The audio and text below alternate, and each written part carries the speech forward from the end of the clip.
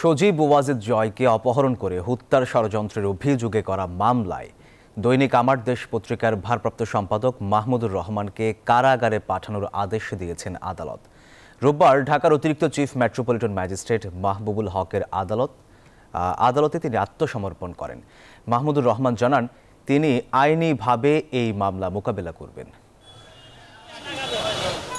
আত্মসমর্পণ করতে সহকর্মী ও শুভাকাঙ্ক্ষীদের সাথে নিয়ে ঢাকার চিফ মেট্রোপলিটন ম্যাজিস্ট্রেট কোর্টে আসেন আমার দেশ পত্রিকার ভারপ্রাপ্ত সম্পাদক মাহমুদুর রহমান।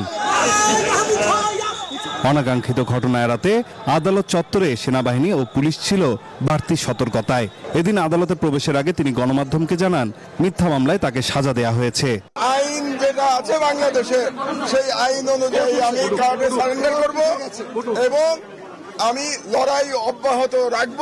পরে শুনানি শেষে মাহমুদুর রহমানের আইনজীবীরাও জানান, স্বৈরাচারী সরকার মিথ্যা মামলায় তাকে সাজা দিয়েছে। বিগত বছরে যে পরিমাণ অন্যায় বিচার হয়েছে, এই বিচারকরা যদি এইভাবেই বিচার রায় দিয়েছেন এবং যারা এই সমস্ত অপকর্মের সাথে জড়িত তাদের বিরুদ্ধে ব্যবস্থা নেবেন।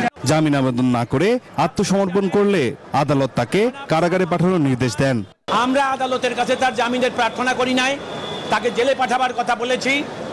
আর যেহেতু তিনি মন্ত্রী ছিলেন, তাকে যেন প্রথম শ্রেণীর মর্যাদা দেওয়া হয়। জনাব মাহমুদুর রহমান জেলে গেছেন, উনি আপিল করবেন, তারপর জেল থেকে বেরিয়ে আসবেন, সেটাই আমাদের প্রত্যাশা দ্রুততম সময়ের মধ্যে।